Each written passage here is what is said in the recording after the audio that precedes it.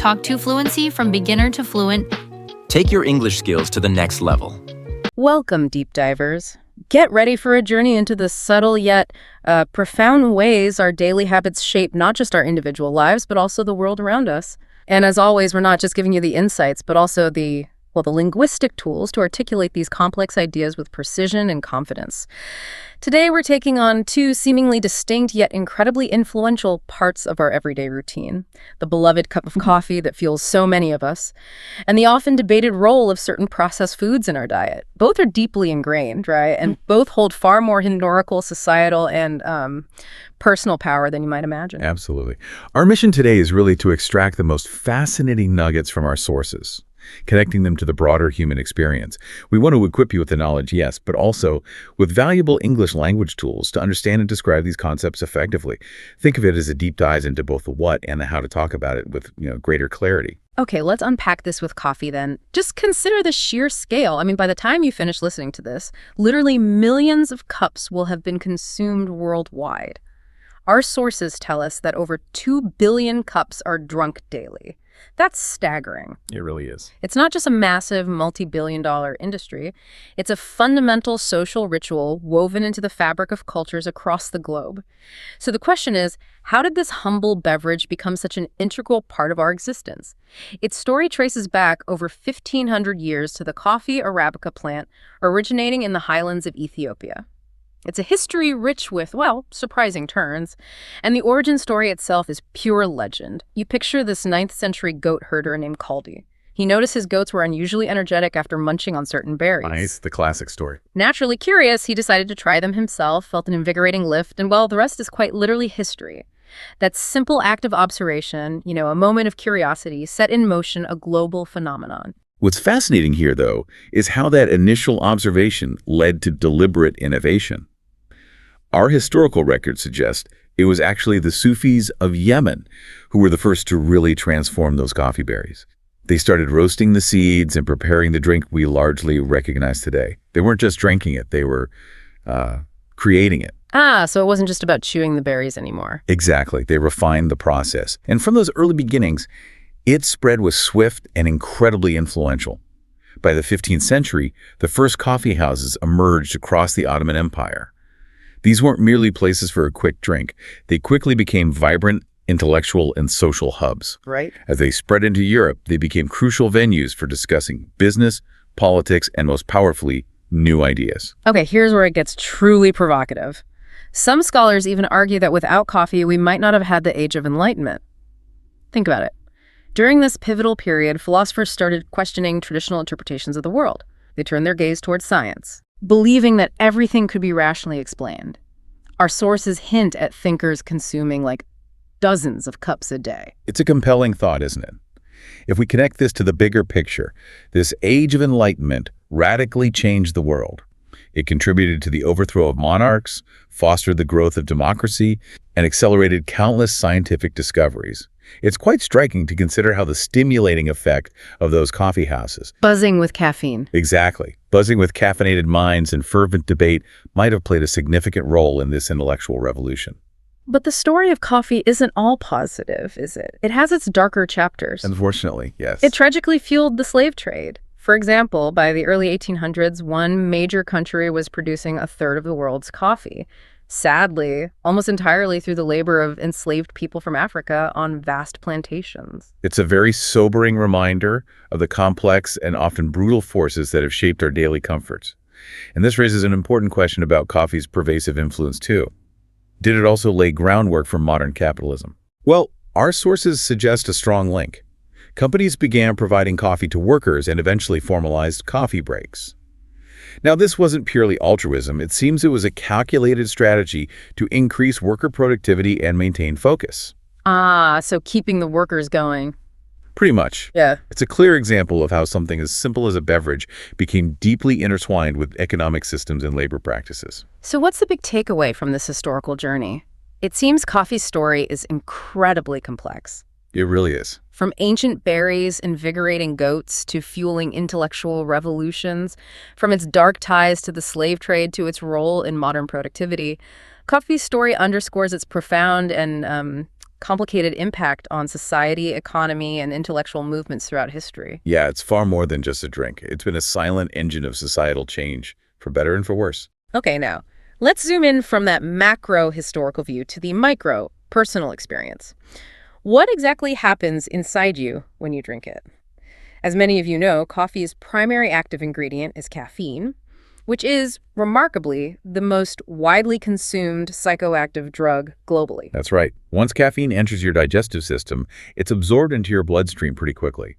But the real magic, or, the science, begins when it reaches your nervous system. What's fascinating here is that caffeine has a chemical structure strikingly similar to adenosine, a substance our own bodies naturally produce. Adenosine, that's the one that makes you feel tired. Exactly. And think of it like a precisely shaped key fitting into a lock. Caffeine effectively binds to your body's adenosine receptors, which are located on the surface of your nerve cells. It's almost like a perfect imposter. Right. And here's where the opposing effects kick in. Normally, adenosine acts like a brake, doesn't it? It slows down your nervous system, reduces your heart rate, and promotes feelings of drowsiness and relaxation. But because caffeine is sitting in those receptors, it blocks adenosine from doing its job. Right. Leading to the exact opposite effect, more alertness. Precisely. The immediate physiological impacts are quite noticeable for many. A slight increase in blood pressure, especially if you're not a regular drinker, stimulated brain activity, suppressed hunger, and that familiar surge of enhanced alertness and concentration. And it's not just alertness, is it? No, beyond just heightened alertness, caffeine can also significantly improve your mood, inhibit feelings of fatigue, and even boost physical performance. That's why athletes use it. That's exactly why you'll often see athletes using it as a supplement to gain an edge. It's a powerful compound with a really wide range of effects. These energizing effects typically begin within, say, 15 minutes and can last for up to 2 hours.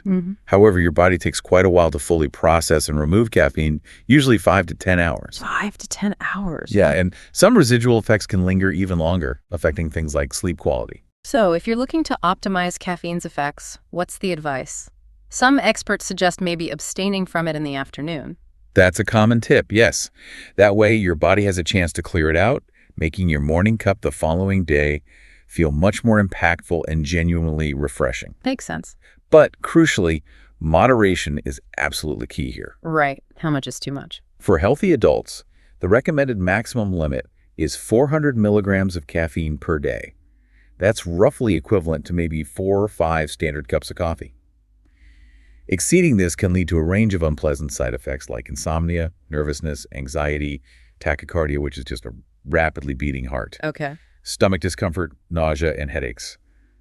Not fun. And it's important to be aware of the more serious toxic effects too, right? Definitely. Rapid consumption of very high doses, say around 1,200 milligrams or about 12 cups, that can even lead to seizures. 12 cups is a lot, but still. It is, but it highlights the potential danger. Of course, individual sensitivity varies greatly. Some people are simply genetically wired to be more sensitive to caffeine than others. So listen to your body. Always. It's wise to listen to your own body. But when consumed responsibly, coffee can genuinely offer health benefits. It's associated with a reduced risk for type 2 diabetes, cardiovascular disease, some cancers, and Parkinson's. And that's not just the caffeine. No, these benefits aren't solely due to caffeine. Coffee contains other beneficial substances, like chlorogenic acid. Chlorogenic acid. Yeah, it's a potent antioxidant that may further reduce the risk of many diseases. So it really is a complex, potentially beneficial brew when consumed thoughtfully. Okay, so coffee shows us how deeply interwoven our daily rituals are with history, society, and our biology. That's fascinating. But what about the habits around what we eat? That's another huge area. Absolutely. Our sources reveal a growing concern about something called ultra-processed food, or UPF. And to truly grasp its impact, we need to master the precise language around it. This is where the English learning really comes in handy. Indeed. A recent study, for instance, suggests a significant negative impact of UPF on mental abilities or cognitive function, especially in older adults. And what's equally concerning is research in another country that found nearly 75% of the calories in school lunches come from ultra-processed food. 75%. Wow. Yeah. Health experts are now calling for limits on this type of food for school children. That ultra prefix isn't just an intensifier, it's becoming a bit of a red flag. That's a powerful point. So when we talk about ultra-processed food, that ultra isn't just a casual descriptor, is it? It's not just very processed. Exactly. It signifies something more. What does it really convey about the nature of these foods and their potential impact? Okay, so the prefix ultra is a fantastic linguistic tool because it means extremely or beyond the usual limit. When added to an adjective, it doesn't just add emphasis, it signals a degree of intensity or deviation that often carries a specific connotation. In ultra-processed food, it suggests a level of human intervention far beyond traditional cooking or basic processing. Ah, so it's in a different category. Pretty much, it moves it into a category of its own, which our sources suggest is linked to negative health outcomes. So you might describe a cutting-edge building as an ultra-modern structure, showing it's way ahead of its time. Or if a teacher is exceptionally demanding, you could call them ultra-strict. It immediately tells you the extreme nature of that quality. Precisely. And just so you know, our sources show it can be written as one word or hyphenated, right? Like ultra-modern or ultra-strict. Correct. Both forms are common. And it's interesting how ultra can even stand alone as a noun. As a noun. How does that work? Well, in that context, an ultra refers to a person with views that are extreme or uncompromising. You might hear about political ultras who hold opinions far more radical than other members of their party. Okay. Or even ultras who are intensely, almost fanatically devoted supporters of a sports team. It describes an extreme position or a person who holds it with great fervor. Got it. Okay, moving to our next term. If you needed to describe a strict, unyielding upper limit that simply cannot be surpassed, especially in an official or serious context, what word would you reach for?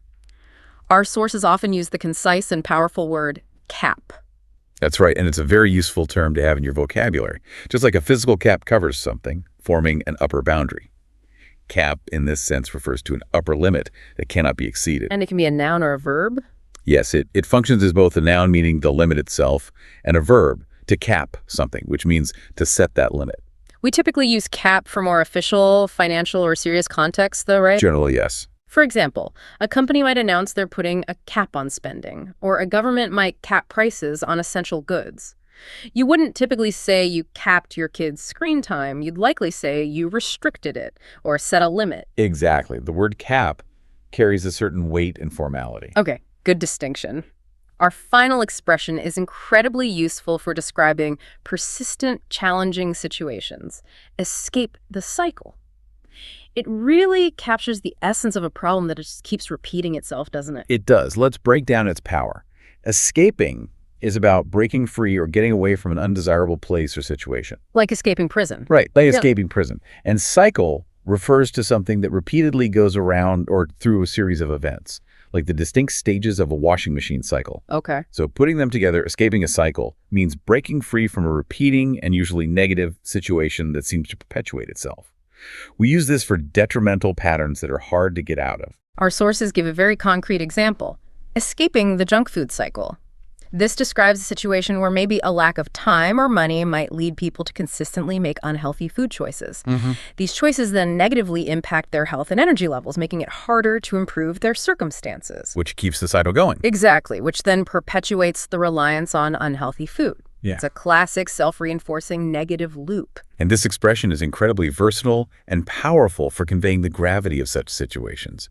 It's widely used for other serious, self-perpetuating negative situations, like escaping the cycle of addiction or escaping the cycle of violence. It powerfully conveys the idea of breaking free from a recurring, undesirable pattern that traps individuals or communities. That's a really useful phrase. So to quickly recap the language points, we've explored ultra to describe extreme qualities and views, cap for setting a serious, unyielding upper limit, and escape the cycle for breaking free from those stubborn, self-perpetuating negative situations. These terms provide precise and impactful ways for you to talk about the complex issues we've explored today. Definitely. And as we conclude this deep dive, maybe reflect on how our daily rituals, from the morning coffee that fuels our day to the food choices we make. They aren't just personal habits, are they? You're deeply intertwined with history, society, and our individual well-being. Consider how the language we use, like the words we've explored today, empowers us. It empowers us to not only understand these profound connections, but also to critically examine and potentially reshape our own cycles and habits for the better, making more informed choices in our own lives. A powerful thought to end on. Thank you for joining us on this fascinating deep dive. See you later, and Talk to Fluency YouTube channel. Bye. Talk to Fluency from beginner to fluent. Take your English skills to the next level.